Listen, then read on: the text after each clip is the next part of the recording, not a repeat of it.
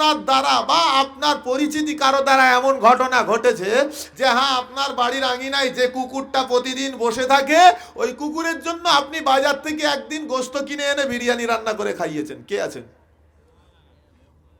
খাইয়েছি কি? তাও খাওয়াই না, তাও খাওয়াই না। উল্টে আপনি খেয়েছেন বিরিয়ানি, আপনি খেয়েছেন মাছ, গোশ।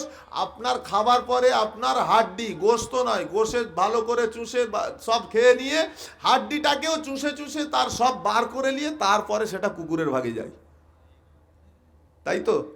তারপরে ওটা কুকুরের ভাগে যায়।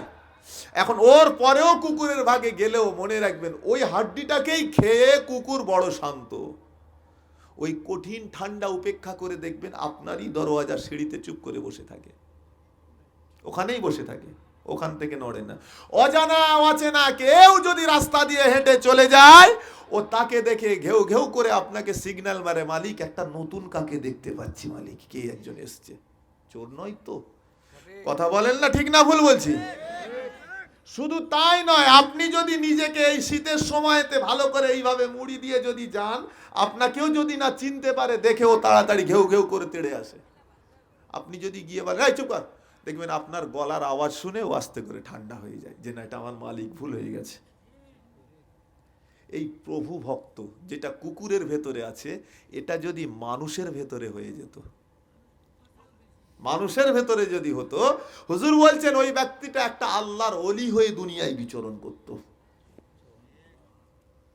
দ্বিতীয় নম্বরে হুজুর বলছেন যে শোনো, এটা একটা ভালো দিক বললো, খারাপ গুণগুলোর মধ্যে একটা খারাপ গুণ। হুজুর বলছেন যে একটা গরু যদি মারা যায়, ওই গরুটা মারা যাবার পরে ওই গরু মরাটাকে নিয়ে গিয়ে ভাগাড়ে ফেলে। ভাগাড় বলে তো? ভাগাড়ে ফেলে দিল। ওর পেছনে পেছনে গিয়ে একটা কুকুর দাঁড়িয়ে গেল। আচ্ছা বলেন, ওই কুকুরটা গিয়ে সর্বপ্রথম ওই গরু মরাটাই যখন হাত মারলো, কি মনে হয় ওকে যদি একাকে বলা হয় যে তুই এই গরু মরাটা খা, কি মনে হয় কতদিন লাগবে ওর শেষ করতে? কতদিন লাগবে বলেন ও খেয়ে শেষ করতে? 1-1.5 মাসও যদি সময় দেওয়া হয়, খেয়ে শেষ করতে পারবে না। পরিশেষে পচে নষ্ট হয়ে যাবে, কিন্তু ও তবু খেয়ে শেষ করতে পারবে কি? পারবে না। তারপরেও দেখবেন লক্ষ্য করে, যদি ওইখানে দ্বিতীয় কোনো একটা কুকুর যায়, বুঝতে পারেন না? দ্বিতীয় কোনো যদি একটা কুকুর যায়, ও আগে ওর খাওয়া ফেলে দিয়ে ওকে তাড়া করবে। চলে যা, তুই আগে এখান থেকে যা, এটা আমার, তুই আগে এখান থেকে চলে যা। ও কিচ্ছু দেখবে না, আগে ওকে ওখান থেকে সরাবে, তুই বেরিয়ে যা। পরিশেষে অনেক ঝামেলা মিটিয়ে নিয়ে মোটামুটি যদি সেটেলমেন্ট একটা হয়ে যায়, দুজনাই মিলে মনে করুন খাবে, দুজনাও খেয়ে ভাই শেষ করতে পারবে না ওইটাকে, একটা গোটা গরুকে পারবে না। তারপরেও লক্ষ্য করবেন, যদি পাশে আরো দুজনা আসে না, ও দুজনার আচরণটা ঠিক তেমনটাই হবে। সুতরাং ওরা চায় যে না, এটা আমারই থাক আর ও যেন না খায়। আচ্ছা আপনি দেখবেন পক্ষান্তরে ঠিক এরকম ঘটনা ঘটে যায়। ওই গরুটা যেটা কুকুরে খাচ্ছে, পেছনের দিকে তাকিয়ে দেখবেন ওই গরুর পেটের উপরে বসে আছে কয়েকটা কাক, বসে বসে খাচ্ছে। কয়েকটা চিল শকুনে বসে বসে খাচ্ছে। কাকও খায়, চিলে খায়, শকুনে খায়, কুকুরে খায়, একই সাথে সবাই খায়, কিন্তু ও জায়গায় তাড়া দেয় না, ওদেরকে তাড়া দেয় না। জাত ভাই যদি কুকুর ঢুকেছে, ও আগে ওকে তাড়াবে। বুঝতে পারছেন অবস্থাটা? হুজুর বললেন যে দেখো মিলিয়ে, যে এটা কি কোনো মানুষের ভেতরে ঢুকে যাচ্ছে না তো? বুঝতে পারেন না? এটা একবার লক্ষ্য করে দেখো যে এটা মানুষের ভেতরে ঢুকছে না তো? আজকে কি মনে হয়, দুনিয়ার পরিস্থিতির দিকে তাকিয়ে কি মনে হয় আমাদের আচরণগুলো কেমনটি দাঁড়িয়ে আছে ভেবে দেখেছেন? কিচ্ছু চিনি না আমরা। জাত ভাই খাবে, এটা আমার হজম হয় না, এটা আমার হজম হবে না, কিন্তু বাকি অন্যরা এসে খেয়ে শেষ করে দিচ্ছে, তার বেলায় কিচ্ছু যায় আসে না। আমরা একজন অপরজনের সহায়ক হতে পারি নাই। তাকিয়ে দেখবেন আমাদের ভারতবর্ষের একটা এলাকা, বলছে আমার গ্রামেরই পাশের গ্রাম, একটা গ্রামের নামই আছে পুলিশ পাড়া।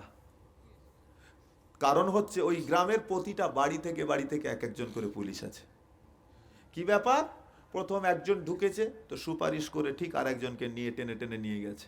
এলাকায় একে একে একজন একজন একজন একজন করে সব কটাকে ঢুকিয়ে দিয়েছে। চলে আয়, সবাই মিলে কাজ করব, সবাই মিলে আমরা থাকবো। টোটাল গ্রামের প্রতিটা বাড়ি থেকে কেউ না কেউ পুলিশ হয়ে বসে আছে। ভেবে দেখেছেন? এবার এটা আমাদের দিকে তাকিয়ে দেখেন তো, কোনো একটা জায়গা, কোনো একটা জব যদি আপনি অফার ফান রাতারাতি, আপনি কি চাইবেন যে আমার পাশের ভাই আর একটা ঢুকুক? ওকে ও রাস্তা দেখানোই যাবে না, ও সুযোগ ওকে দেখানোই যাবে না। এটা আমার সিক্রেট ব্যাপার, চুপি চুপি থাকবো, আমি একাই করব, আমি একাই এলাকায় থাকবো, আর কেউ না থাকে। এই আচরণ আর এই স্বভাবটা আমাদের হয়ে গেছে ভাইজান।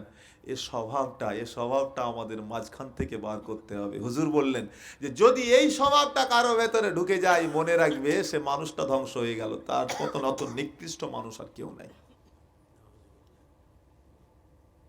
আল্লাহ আমাদের হেফাজত করেন, বলুন আল্লাহুম্মা আমিন। আমার ভাইজানেরা, চলেন যে কথা বলছিলাম, তো কোথা থেকে গেলাম? যদি আপনাকে প্রধানমন্ত্রী বলে কি নেবেন, তাহলে আপনি আগে আপনারটা বলবেন না, যে আমারটা হোক, তারপরে তো অন্যের চিন্তা। কিন্তু আফসোস মুসলমান, আপনি কি জানেন আপনি এমন একজন নবীকে পেয়েছেন যে নবী জীবনের সর্বচূড়ান্ত জায়গায় দাঁড়িয়েও উম্মতকে ভুলে যায় না। বুঝতে পারেন নাই? মুসলমান কোন দুনিয়া নেতা মন্ত্রী নয় রে বাবা আমার। এ যুবকেরা, এ নওজওয়ান তরুণেরা, নবী আমার দয়ার নবী দুনিয়ার বুক থেকে যখন আরশে আজিমে চলে গেলেন, সাত তবক আসমান ভেদ করে লাজামাল্লা মাকান পাড়ি দিয়ে আমার আল্লাহ পাকের আরশে আজিমে যখন দাঁড়িয়ে গিয়েছিলেন, এ ভাইয়ানেরা আমার, ও আমার সোনা মানিক বাবাজিরা, আল্লাহ এবং হাবিবুল্লাহ দুইজনের সাথে কথোপকথন হয়, একে অপরের কথাবার্তা হতে থাকে, দুইজনের কথা